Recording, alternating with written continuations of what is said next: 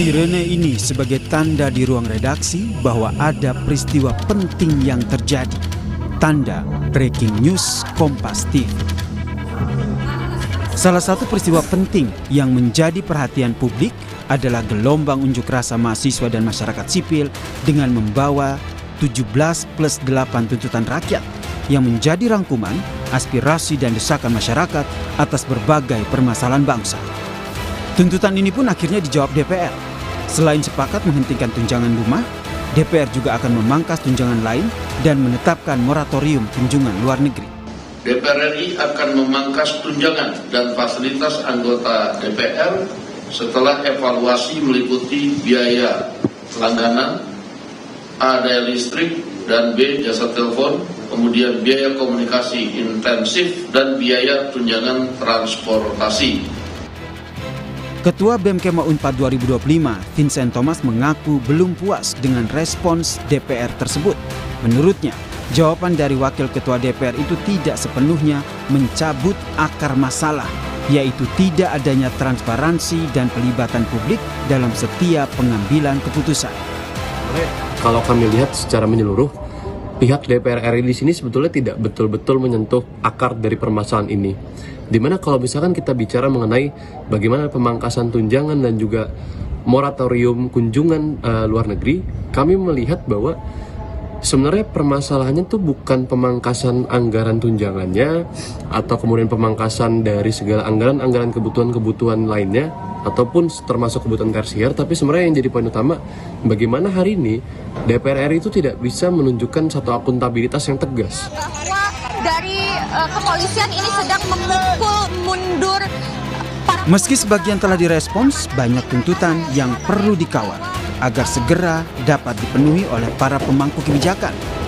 Nah, sebagai salah satu pilar demokrasi, jurnalis TV juga punya andil untuk mengawal terrealisasinya tuntutan rakyat ini. Jurnalis Kompas TV pun hadir untuk mengawal suara publik. Orasi-orasi yang terus dilayangkan dari mahasiswa yang ada di Kota Bandung. Dan selain kami turun ke lapangan, menyaksikan langsung dan mewartakan kepada publik agar lebih terdengar. Sepanjang jalan Gatot Subroto ini. Tentu dengan mengedepankan fakta yang independen dan terpercaya.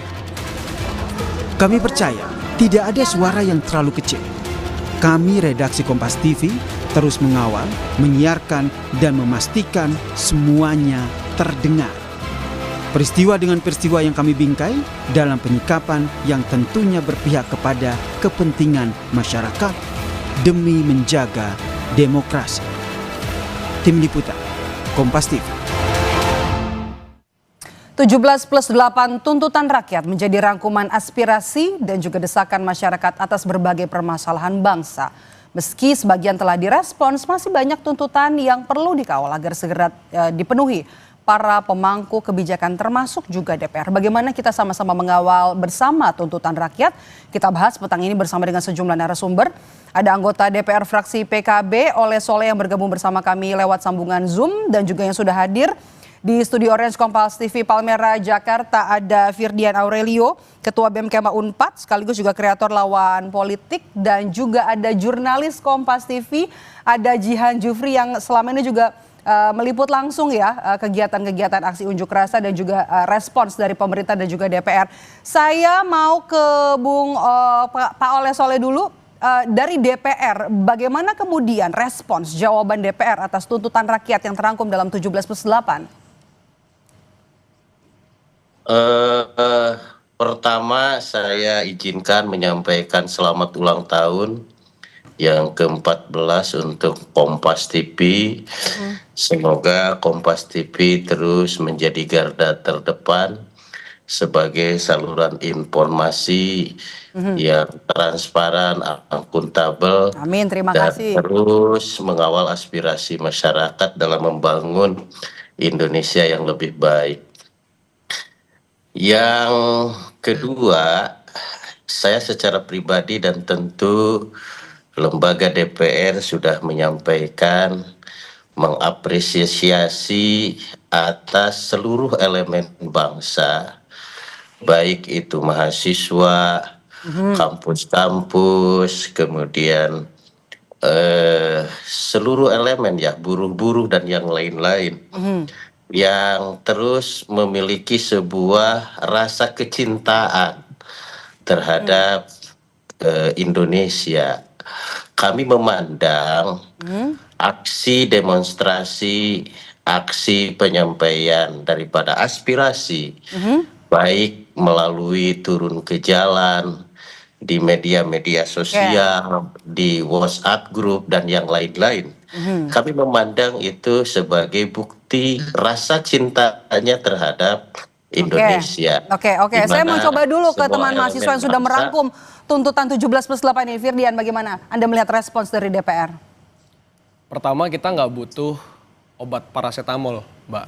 Yang mana cuma meredakan sakit kepala, tapi tidak menyelesaikan akar masalah. Kenapa kepala kita jadi sakit? Saya rasa baik DPR dan Presiden hari ini jawabannya sama sekali tidak memuaskan, Mbak. Kita cuma diberikan obat penenang atas kemarahan yang publik punya soal berbagai permasalahan, baik itu kesenjangan ekonomi, krisis demokrasi, dan lain sebagainya. Kata-kata seperti kalau versi Pak Presiden ya, saya kira kami akan pertimbangkan, saya kira kami akan diskusi. Enggak. Kami butuh jawaban, Pak. Saya jamin ke depan tidak ada lagi demonstran yang kemudian ditahan.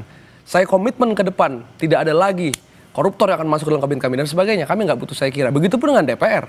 Saya rasa bahasa-bahasa seperti dibekukan, tunjangan, non-aktif itu bahasa-bahasa yang sangat political correct sekali. Langsung to the point, butuh jawaban. Kami butuh jawaban. DPR tunjangan batalkan, KPI-nya seperti apa ke depan untuk perbaikan reformasi. Siapa aja dewan dipecat dan lain sebagainya. Itu kan salah satunya ngomongin tuntutan adalah 17 lainnya kan, Mbak, ketika bicara soal tuntutan dari teman-teman kolektif. Termasuk bagaimana hari ini masih ada teman-teman kami yang ada di dalam sel jeruji karena ikut menyuarakan pendapatnya padahal kami dijamin oleh Undang-Undang Dasar.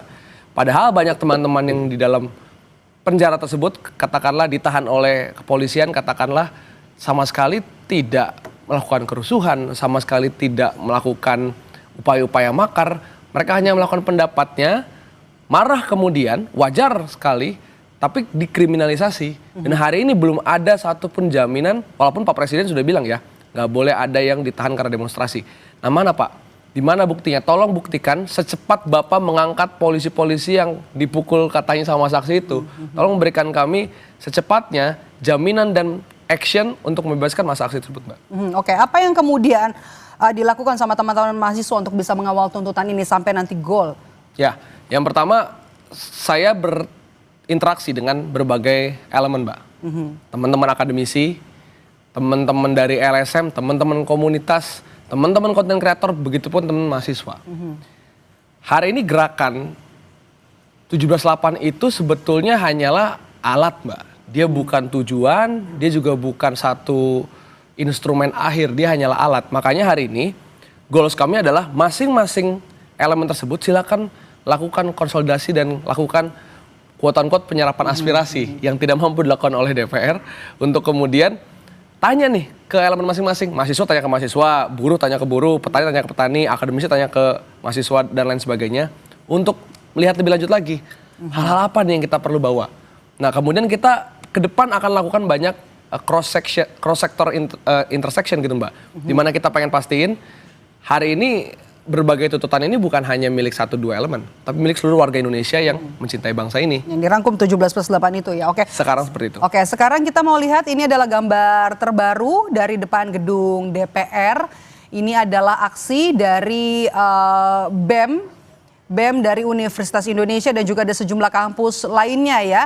Di depan gedung DPR MPR Senayan, Jakarta. Mereka ini adalah aksi untuk mengawal tuntutan 17+8. Kalau BEM Universitas Indonesia tadi menyebut ada hashtag rakyat tagih janji, begitu ya. Ini adalah aksi yang masih terus dilakukan atau disuarakan untuk bersama mengawal 17+8 tuntutan rakyat yang disampaikan oleh mahasiswa dari berbagai universitas di depan gedung DPR. Jihan Jufri, jurnalis Kompas TV juga turut mengawal ya jalannya aksi, kemudian juga meliput juga respons dari DPR pada saat setelah demo atau pasca demo. Bagaimana kemudian pengalaman meliput aksi unjuk rasa kemarin, Jihan?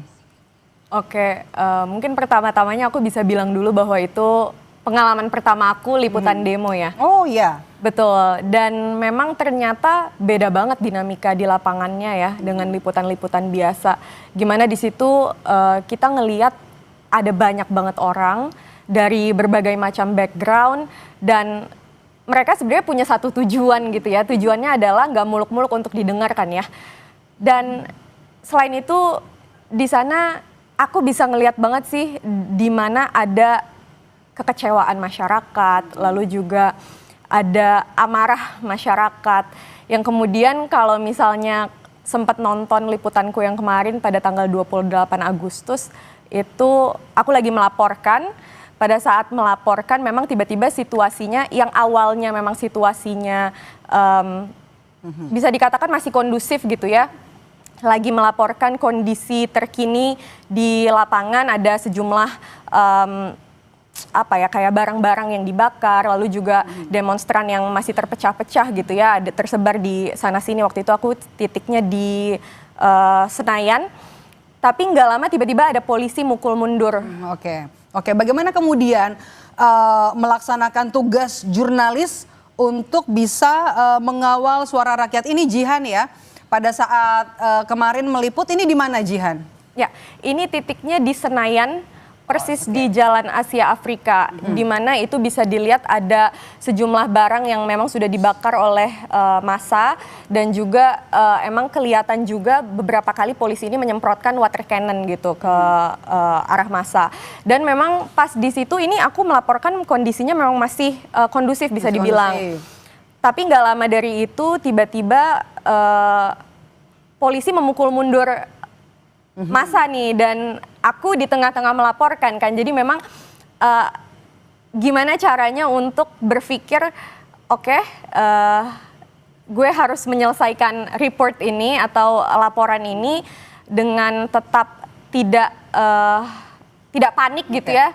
Dan itu memang ternyata adrenalinnya kerasa banget di situ, di mana masa ada juga yang teriak ke aku, lari kak, gitu. Ada pengalaman-pengalaman itu ya. Oke, saya mau kembali ke DPR nih, Pak Oleh.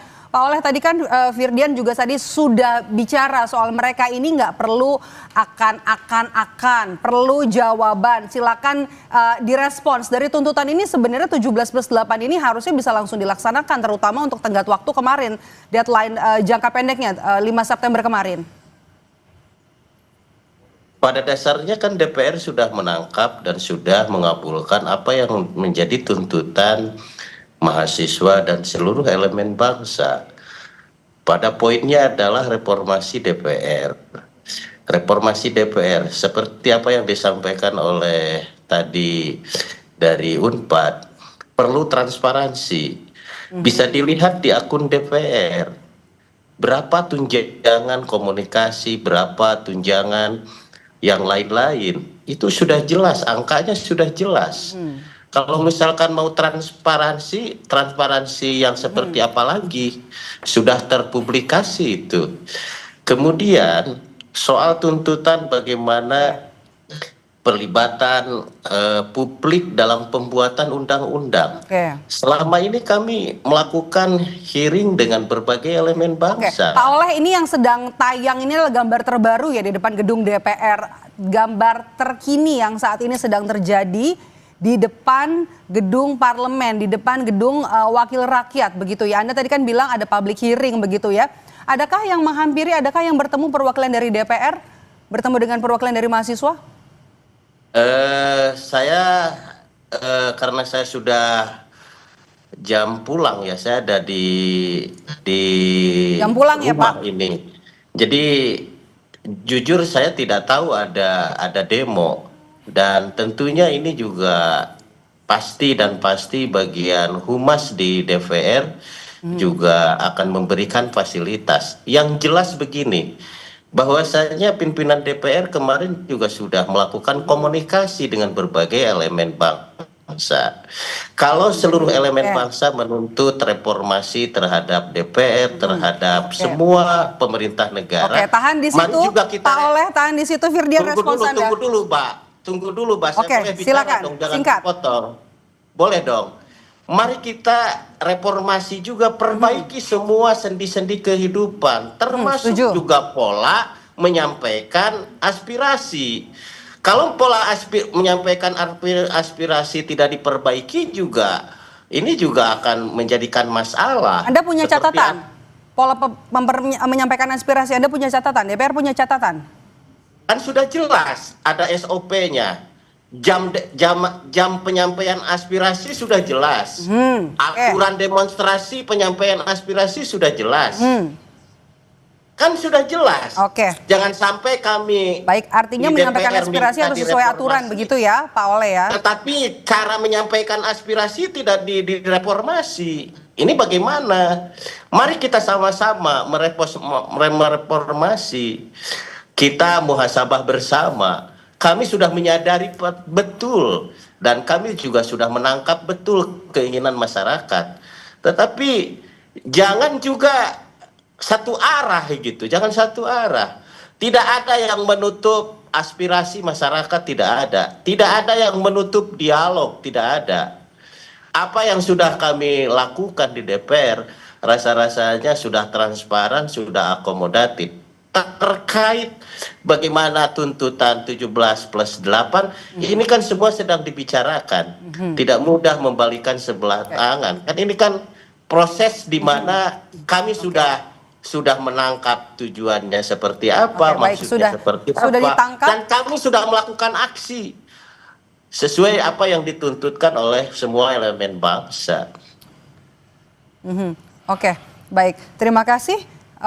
Artinya sudah ditangkap, kemudian juga nanti masih akan dibahas di DPR. Waktu kita terbatas untuk semua narasumber kita. Terima kasih Bung Ole Soleh sudah bergabung bersama kami. Kemudian juga David Rian dan juga ada Jihan Jufri, jurnalis Kompas TV yang kita bahas untuk mengawal demokrasi kita saat ini.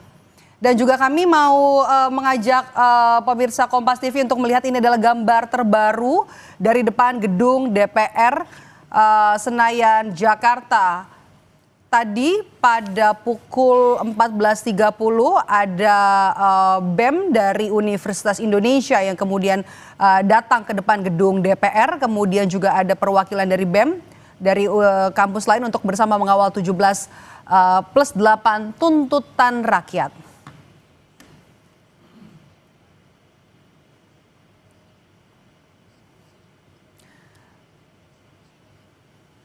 Kami jeda sejenak, Saudara. Kompas Petang kembali dengan informasi. Polda Metro Jaya mengungkap TNI menemukan dugaan pencemaran nama baik terhadap institusi yang dilakukan influencer. Ferry Irwandi informasinya akan hadir usai jeda di Kompas Petang.